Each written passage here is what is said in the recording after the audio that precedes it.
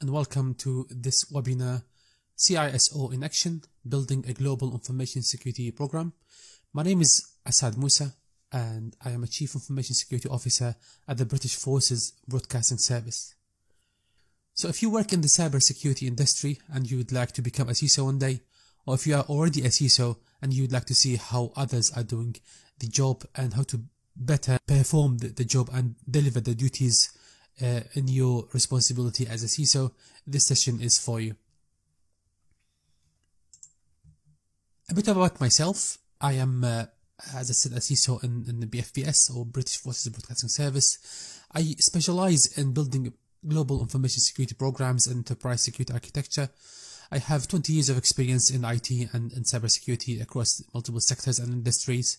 I hold a number of qualifications and certifications listed here, and including the EC Council Certified Chief Information Security Officer. I also hold a PhD in cybersecurity from Reading University in the UK.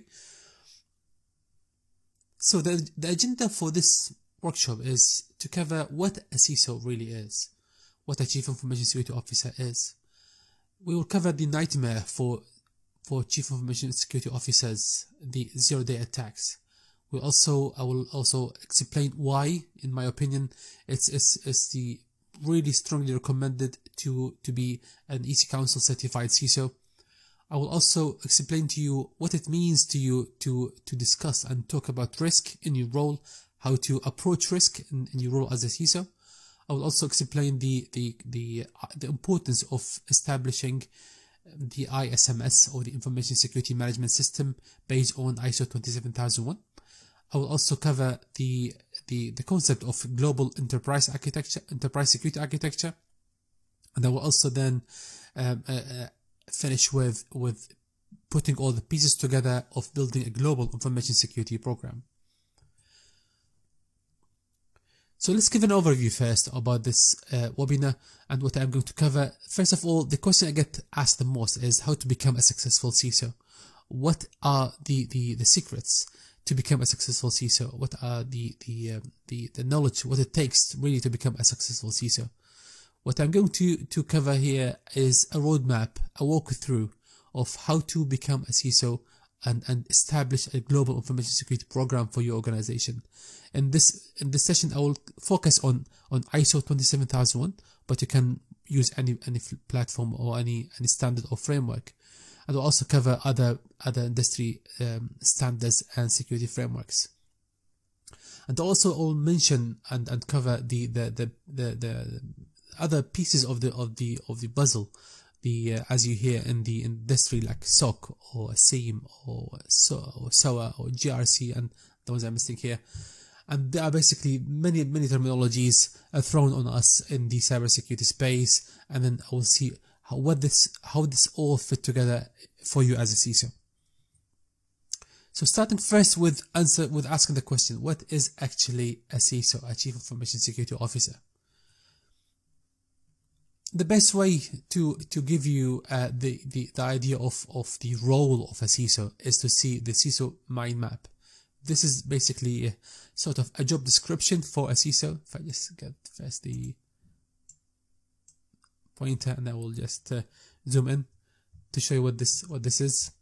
So this is the overview of the CISO job. If you wonder what a CISO does, that's exactly, we'll cover it all. So starting from the top here, security operations. So the CISO will cover the threat prevention, threat detection, and incident management, and all the security operations related or associated with these activities, as listed here. Also, because a CISO is a business leader, so you'll have a budget, and then you will deliver the budget based on the security initiatives that will come under your projects as a CISO when you build the information security program. Also, you will be a business enabler. You are not a blocker, you are an enabler. You will attend lots of meetings, you will do lots of presentations, and then you will be consulted as the authority of the organization to enable the business to operate securely across multiple platforms and multiple infrastructure. Also, as a CISO, you'll be working closely with the project team. you are bringing a change, as a global change to the organization. So you will need to work closely with the project management team across different the projects. Also, the security architecture sits with you. You'll be basically ultimately responsible for the security architecture. Compliance, any compliance, depending on the sector you work in, you need to also to capture the requirements from this sector on the security requirements. Legal, human resources, we'll come to this when we talk about this, the ISO 27001. Risk management, that's your bread and butter. You will be expert in risk management and information security risk management. Also, how to sell security inside the organization, how to bring the change to the culture of the organization to receive and work in the business as usual in a secure way. Governance, the roles and responsibilities, and basically how to make sure you have a governance structure well orchestrated under your information security program. And then finally here is the identity management. That's the identity and access management. It's a huge responsibility that you will face on a daily basis in your role as a CISO. So that's putting it all together. That's the CISO mind map, and this is, you can see the full. You can download this diagram actually from this link here. Next, let's move to the CISO nightmare. CISO, what keeps them up at night and really consume their thinking is what we are going to do in the case of a 0 day when the prevention fails. So let's see this in more details. 0 days, we're talking about the unknown unknowns, and this illustration here is showing you this is sort of the internet. So you have internet 1.0, 2.0, and 3.0. So, and we are here today. We are still in the second generation of the internet, the Web 2.0, the collaborative internet. Web 3.0, that's the semantic web, they call it. So the symbols here, you see, these are referring to the vulnerabilities. So as of today, all the vulnerabilities, they are either discovered and patched, or they are discovered but not patched yet in your organization, or they are non-discovered and non-patched. That's all the vulnerabilities in the internet today, or in your organization. They fall under one of these three categories. As of tomorrow, after 1 second from right now, if you want to put it, every vulnerability will be a 0 day vulnerability until the vendor will discover and patch it. Then they will release the patch, and then you will get the patch, and then the IT team will patch the systems for you. So as of right now, the three categories of vulnerabilities, they are including 0 day vulnerabilities. Anything from tomorrow onwards, when this part of the internet will be built, basically there will be all 0 days waiting for us. To put it in numbers, I put some calculations here. So if you consider, or just assume, there's one vulnerability left accidentally by developers in every 10,000 lines of the internet code. Let's assume there's roughly, this is an assumption based on some studies and research, there's around 10 billion lines of code on the internet today. So the total number of vulnerabilities that are left accidentally in the internet as of today is 1 million vulnerabilities. Simple math. According to the CVE database, since 1999 until this year, actually as of last week to be precise, they discovered the published number of vulnerabilities is 154,722 vulnerabilities. You can download them from this link and really do the calculation.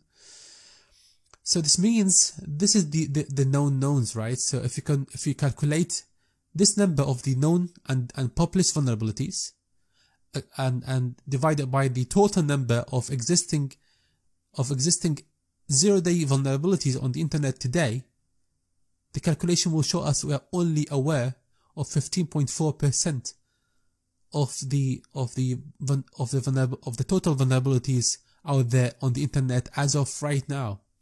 So we're talking about 15.4% of the known knowns of these vulnerabilities. Everything else, we're talking about 84.6% of unknown unknowns of 0 day vulnerabilities.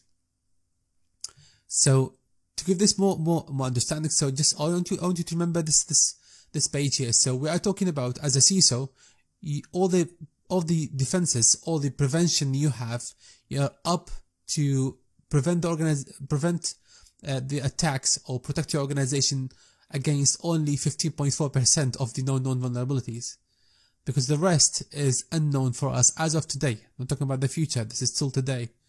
So your best shot, if you talk about this, is 15% of your efforts must be on prevention.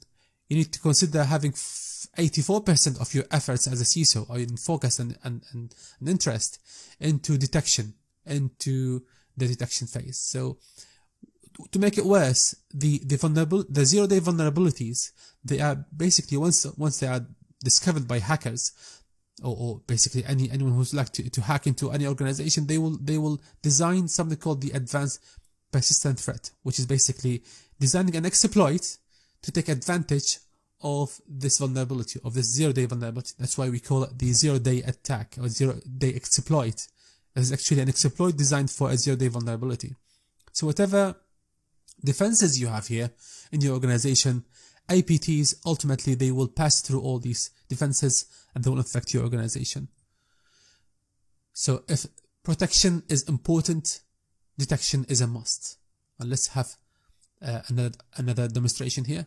So you design a website for your corporate website, and then you scan it against all the known knowns, all the bad stuff that are discovered and published. So you have a web application scanner to scan your website before you publish it online. When you publish it to the prod environment, you have a web application firewall to protect it from bad stuff. But again, we are talking about the known knowns in this database, whether it's in your firewall, if it's a signature based, and if it was a behavior analysis firewall, it also will rely on whitelisting, which means we are defining what good means. So we are still talking about the known knowns. So this means any zero day will come to your firewall. Ultimately, if it was a zero day, well crafted, it will pass through the firewall and will infect or compromise your website. That's the reality we are facing on a daily basis. It's a matter of bad hackers find vulnerabilities, zero-day vulnerabilities, they design the exploit for them, and they hack your website. That's what's happening, what we are facing on a daily basis. So, to move on this, let's talk about the cyber kill chain. So back in 2005, Lockheed Martin in the United States came up with this tool of defense and assessment tool of how an attack works in action. So they have these phases here. There are 7 phases, as you can see here. The reconnaissance, so they will start to collect information about your organization. They will then weaponize a specific malware that's designed to target your organization. They will try to deliver it to your organization by emails or websites you're visiting or USB sticks and so on. Once the attachment is open in the email, or the link is clicked in the email, basically they will exploit the vulnerability on your organization and your IT infrastructure, and they will install the malware. The malware will try to communicate to a command and control center, which is an IP address or any way of communicating back to the hacker network, so they can control your organization as if they have hands on keyboard access to your organization. I want you to pay attention to the timeline here. So hackers can spend months or even years studying your organization and design something really targeting you and your technologies, your tools, your software. And then they keep sending different emails and try to convince your staff to click on that link and open that attachment. But it only takes seconds to infect the machine, and depending on what they want to do with it. These days now, this can be thought of as could be a ransomware rather than just establishing a command and control and stay inside the organization. They can just encrypt everything and then they will ask you for ransom. Or they can just stay in your organization and collect and wait to for the right moment to exfiltrate data or do bad things on your network. An example of an APT from 2 years ago, it was a very smart one. I'm sure you heard about this, the new Patia ransomware that came after WannaCry. And this was an email sent to organization with a Word document, Microsoft Office document. And once it's opened, it will download different pieces of malware and bad stuff. It will assemble it on the victim machine. It will then basically encrypt the MBR table. It will use other vulnerabilities to propagate to other victim machines through multiple zero-day vulnerabilities and exploits. They also use Mimikatz to get more credentials from on the same machine to try to have access to wider access to your network. So this is really a smart way of dealing with APTs on the larger scale we witnessed 2 years ago. So we are now in 2019 and things are progressing with AI and machine learning. So you can imagine what we are facing in this role as a CISO. Next, after cyber cold chain, there's the Meta attack matrix for enterprise. And if you're not aware of Meta attack, this is really a next generation cyber cold chain, put it this way. This is a globally accessed the knowledge base of adversary tactics and techniques based on real world observations. Hackers, they use these techniques from initial access to your organization, execute, and then persistence, privilege escalation. They there to evaluate your defenses, get credential access, discover more stuff. They have lateral movement, collecting more evidence and more ways of getting inside your network. Then they establish a command and control, exfiltrate data, and then they impact on the business. Meta attack also with these basically ways, they have different observations of what comes under each of these categories. So initial access, so you have all these categories and so on. So as a CISO, if you haven't heard about this, please go and read about it and investigate it. And this is your maturity of what, when you accept this role as a CISO and you want to protect the organization, you need to be aware of what's happening out there. These are real observations of real hacking attempts by APT groups who are targeting organizations all over the place around the world. So my advice to you to become a CISO or to continue your role as a CISO, but to take it to the next level, is really to consider the certification of the EC Council certified CISO. And the reason I'm saying this, and I'm strongly recommending this, because it is the best way to get you on the what it takes to be a fully equipped CISO with all the steps, the approach, the mindset to become a CISO and deliver the role in the best practice. The EC Council did a great job of really investigating what's the best way to deliver the role as a CISO that is required by organizations today. So if you are a hiring organization, if you are a CEO, or if you want to hire a CISO, I'm really recommending to consider someone with this certification, because this means you are bringing someone not biased to their background. If they were coming from IT or compliance, basically you need to bring someone who have full understanding and holistic understanding of the role as a CISO, and will help you the most of making sure you have a CISO who's following an international standard for how to become a CISO. And saying this, and the reason I'm saying this, because if you just have a look on these 5 domains that you will cover in the certification, it's starting with establishing a governance, a framework, and risk management. So this will capture all your risks, and then you will design a risk treatment plan with the information security controls, and then how to audit the security controls. And then once you establish the understanding for your risks and the risk treatment plan, then the next domain will help you to design a security program management for your risk treatment plan.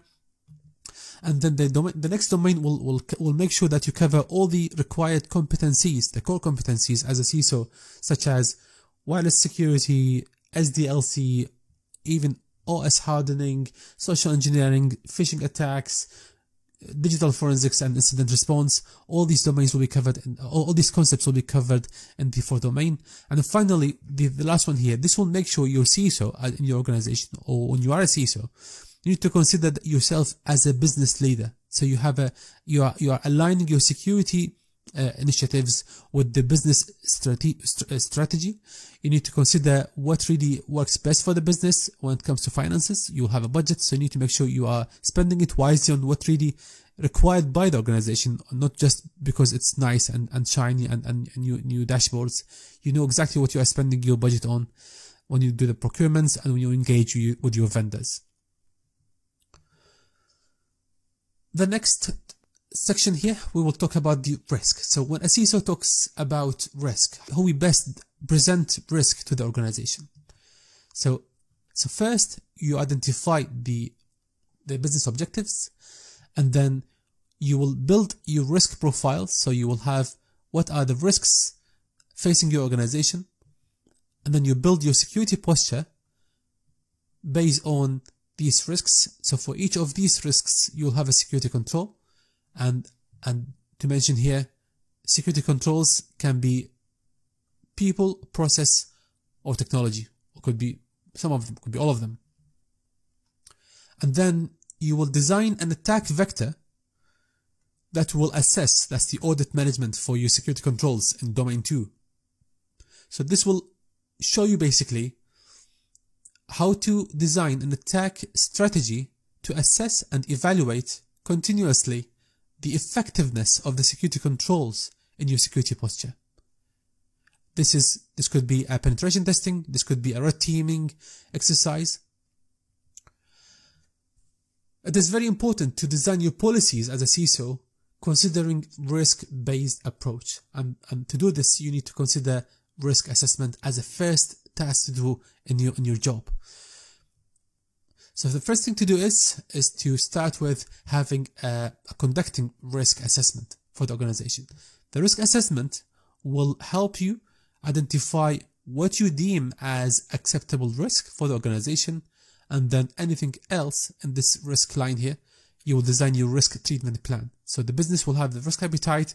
Anything comes beyond this line here will be acceptable risk, and then anything that you and the business decide must be treated, this is not an acceptable risk, basically this needs to design a risk treatment plan for it.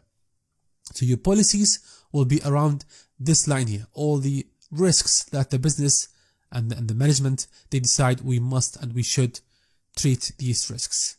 If you don't do it this way, if you walk into your job as a CISO without risk assessment, or without conducting risk assessment, you will end up, or the business will end up with spending on designing security controls for risks that are acceptable for the organization, or they will only spend and invest into risk treatment plan on only some of the risks.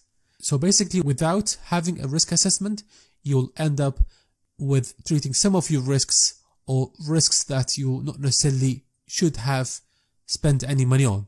And that's the importance of domain 5 in certified CISO from Easy Counsel. It will teach you basically how to spend wisely by making sure all your spending is following a strategy, and not just spending for the sake of spending. Once you basically you conducted your risk assessment, then you will do the gap analysis from where you are now versus where you want to be. And welcome to the NIST cybersecurity framework. As a CISO, you need to be aware of these 5 elements of how to design your information security program. You're starting from the identifying your assets, your data, and your risks, and then you design your security posture, the protection layer of your security program. And then, as we talked about earlier about the zero-day attacks, your protection will fail. It's a matter of when, not if. They will fail. The hackers will use APTs. Eventually, they will get inside the organization. You need to consider detection mechanism to detect the breach, or when they succeed in the cyber cold chain or the meter attack to get into your organization. How long will it take you as a CISO responsible for the security in your organization to detect that you have been breached as a business? The average time to detect a breach is 6 months.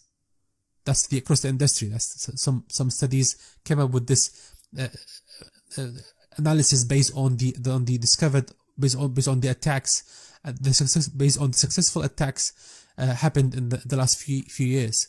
They considered how long it will take the organization to report a breach, and then when they do that, the digital forensics, they discover they've been breached 2 years ago, or 1 year ago, or 6 months ago, or 2 months ago. The average across the business, across different industries, is 6 months. So if you want to invest in anything, if you feel that you have enough protection and you have not really much into the detection phase, you need to make sure to start this as soon as possible. Because your job as a CISO is to stop the bleeding first, not to start building fancy information security programs while the hacker is already inside your network. You need to prioritize detection if this is the case. Or the organization could have already some detection mechanisms, but you need to basically invest into filling the gap here. Remember, this is the current state and the future state. So we need to make sure building a baseline of how much we need to spend on security, or where we want to be in 2 years' time, or to meet a compliance requirement. So you build the detection, and then you will ask yourself, how long will it take you to respond to a breach after it was detected? It's good to detect that there's a breach, but how long will it take you to respond to a breach? So we need to have the mechanism and the technologies to make sure, and the process and the procedures to respond to a breach. And then the last phase here is, how long will it take you after you detect and respond to a breach to recover from the breach? So these are the 5 areas you need to consider. Consider the gap analysis for where we are now. So this is like out of 5. Basically, you need to be, that's where we are now, and that's how much we need to spend and invest into all these 5 areas of this cybersecurity framework. So where we are now, the as is, the current state. So basically, you'll do the gap analysis. You will likely discover you are probably in the reactive phase of security. So where you want to take the organization is the to-be state, the future state. Is basically, you need to make sure your security program is taking the organization up to where the current cyber warfare and the APT attacks are in today. That's how to build the resilience program, the cyber resilience program, to make sure your organization is ready for an attack. You're ready to detect it, to recover from the attack whenever it happens. But the question that remains is, how much is enough security? We talked about the risk-based approach, and that's the answer, obviously. But how much really is enough security? How to compare yourself with the other industry competitors, or industry standards, or other players in the market? The question is, how much is enough security? How much you need to spend on security to get it into the level that is acceptable for the business?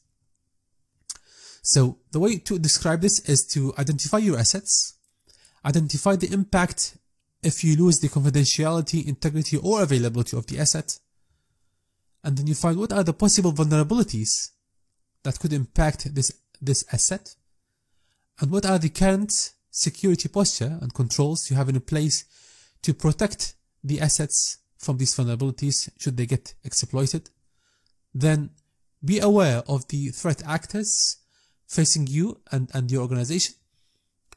Identify what threats these threat actors can impose on your organization, and then what are the possible exploits and basically attacks that can take advantage of these vulnerabilities. So you identify basically these exploits, identify your vulnerabilities, and you will assess how resilient is your security posture against these attacks. You will do this through basically continuous monitoring and continuous assessment. You can engage penetration testing companies to do this for you if you don't have it in-house. You identify, so I have some security weakness here in our security posture that could lead this exploit to take advantage and exploit this vulnerability, which will cause us basically a successful exploit, and ultimately this will impact the business. So you identify, you have this understanding of all these terminologies, and then when it comes to how much is enough security, you will basically see, obviously, the more you spend on security, the less likelihood you'll get compromised. The more you spend on this security posture, the less likelihood you'll get compromised. So, but this decision is a business decision. You as a CISO, you are one voice in the board of directors or the C level, the C-suite of the organization. When you mention, look, this is where we are, and these are the potential likelihood of compromises, how much you would like to spend to uplift your security posture to a level that you deem acceptable for the business. So that's something will basically affect your budgets, affect your information security program, and how long it will take, and the resources you need to implement them. So now we're talking about the information security program, and there's a terminology for it. It's the ISMS, the Information Security Management System, the ISMS. And the international standard for ISMS is the ISO 27001. So the information security program, the ISMS, is about building the confidentiality, the integrity, and the availability of your assets, of your information. ISO in particular refers to the information and the information processing facilities. So this brings the entire IT, the information technology, the IT infrastructure inside the ISMS. You need to consider the people, the process, and the technologies when you build the ISMS.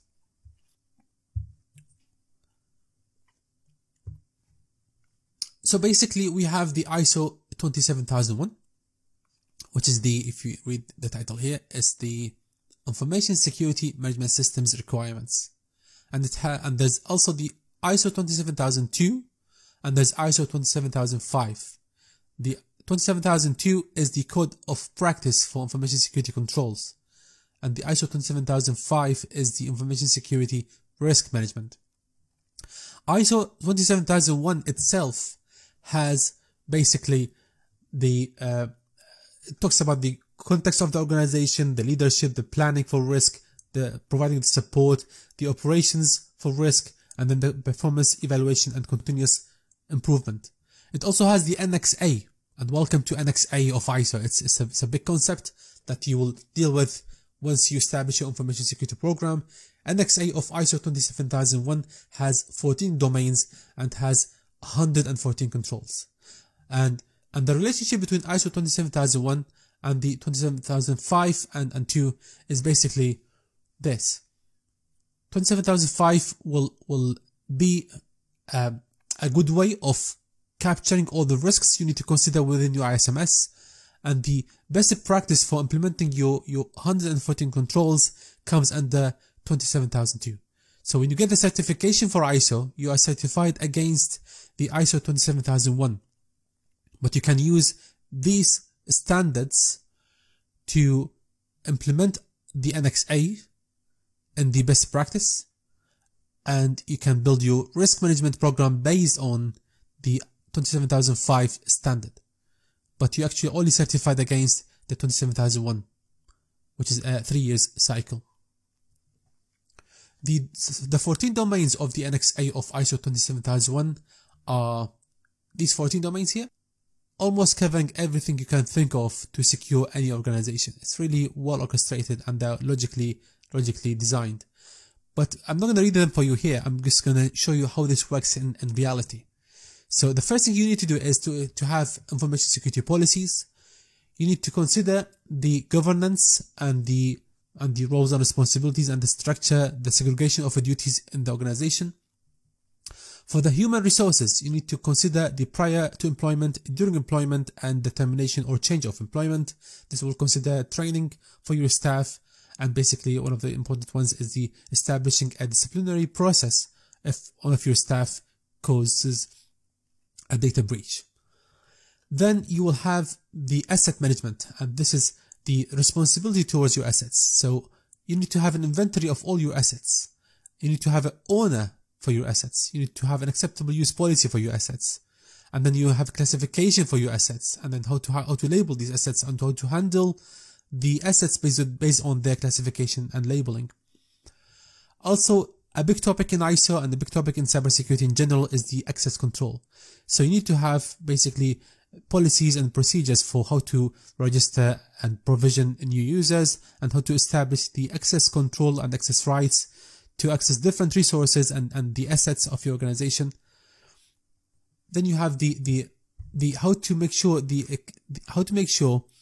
cryptographic requirements for the access control here are implemented, and just take for example here the Responder Python hacking tool.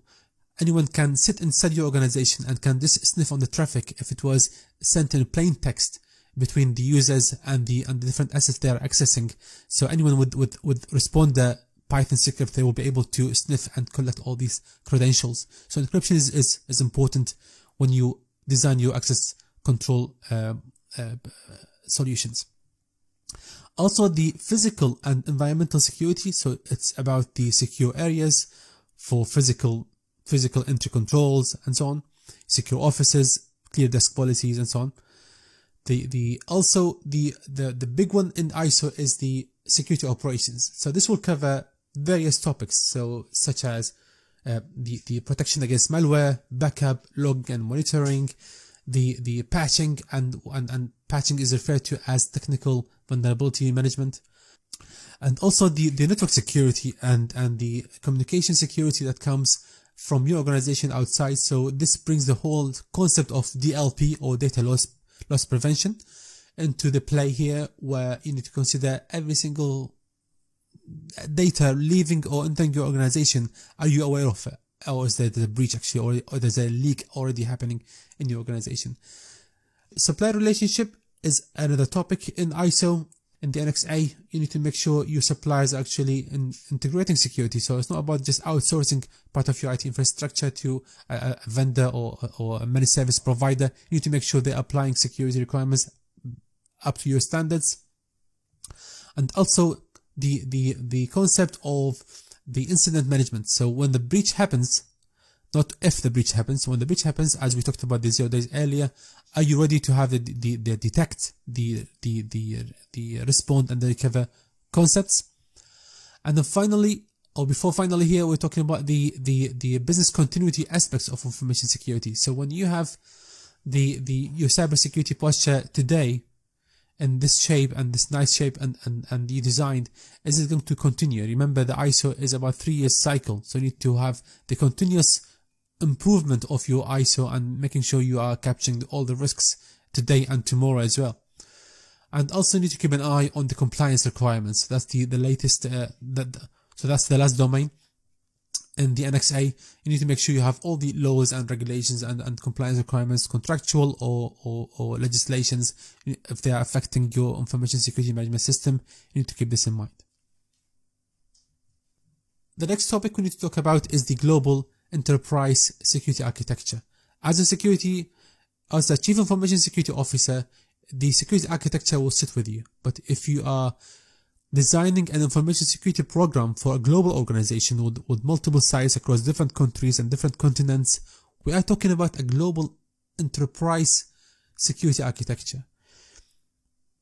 So the recommendation is to use an enterprise architecture framework. Remember, your information security program, in this case, when you design a global information security program, you are talking about a digital transformation program, because what you are doing here, you are introducing changes to the organization on different levels, on a global level, and the best way to do it is to have a mature process to introduce a global change inside the organization.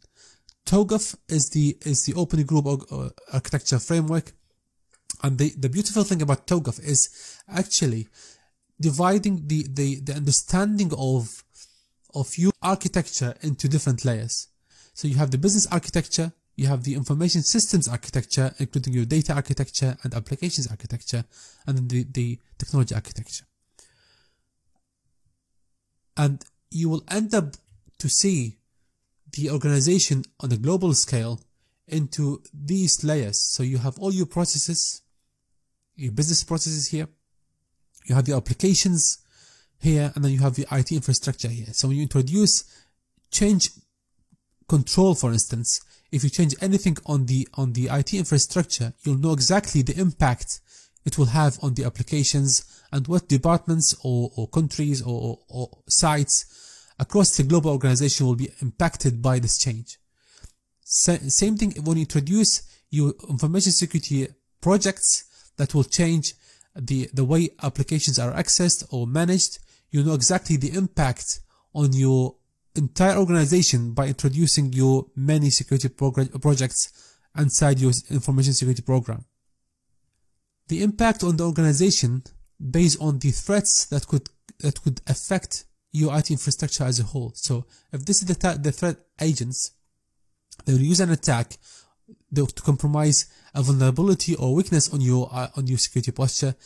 You will have security control. You will need to think of a defense in depth approach, a multi-layer security, because you will say if this attack succeeds and you have only this control in place, what the impact will be on technical impact and what's going to be the business impact. So this will help you understand the bigger picture of the importance of defense in depth or the multi-layer security. So now we reach to the final stage of this presentation, which is how to build a global information security program, putting all the pieces together. So after now building the enterprise architecture or enterprise security architecture, you're ready now to have the users layer, the endpoints layer, or your computers and mobiles, and you have the servers and data centers layer. You have the switches and network devices. Basically here, you will consider all your cloud solutions and SaaS solutions. And then you will have also considered your remote workers and how they are connected back through the internet to your organization. And then for each of these layers in your global infrastructure, you will consider what security controls you need to make available for each of these layers, whether they're endpoints, your servers, your network devices, your corporate firewalls, your remote workers, your cloud solutions, what security controls you currently have in place and where you want to take it for the future state.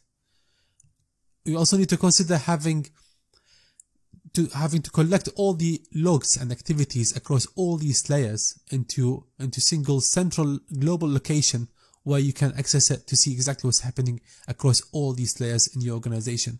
So this is basically a SIEM, or Security Information and Event Management. And then when you collect all the logs, you need to make sure you have a SOC, a Security Operations Center, to monitor and act upon these security events or security incidents or security breaches. The next phase will be considering the next generation SOC, or the new buzzword these days is the SOA, or the Security Orchestration and Automation and Response, which is basically how to make sure you automate as much as you can and you orchestrate the responses to security incidents and security events based on predefined scenarios orchestrated for different attacks based on, for instance, the Meta attack. Once you establish this global visibility of your IT infrastructure, then if you have a global presence in your organization, then basically you can either manage them all the same way we did it as if you have in one site here, sort of, or you can have multiple security postures based on the risk profile facing your organization or your sites across different countries around the world. For example, if you work in a global organization, there's a likely scenario you will have a global CISO, and then you have regional CISOs as well. So that the CISO for each continent, for instance, or each region, they will consider all the risks in their region and they will report back, and reporting as technical reporting or centralizing the monitoring and activities according to your global policies. But in the global presence, you will likely have to have certain policies localized to the security posture and the attack vectors and the risk profile in each of your locations or your sites across the world. Once you build this global information security program, then you need to work closely with your PMO or the project management office. You are talking about a global program management requirements here. So if you don't have a project management office in your organization, you need to make sure you have in your business case the requirement, the importance of having a global information security program to make sure that you are building your information security program based on these basically 5 phases or 5 areas. But also you need to make sure all the workload in this umbrella of projects is orchestrated together. So you need to prioritize what matters for you the most. So if I just go back here, for instance, if you have this global presence, so maybe in Europe, maybe the importance is to focus on detection, because they have spent enough in the last few years on prevention, and then they need to focus more on detection. While in the US, maybe the focus will be on they have good prevention, they have good detection, but they need to focus on recovery and response for different breaches, depending on the risk profile again in each of your sites globally.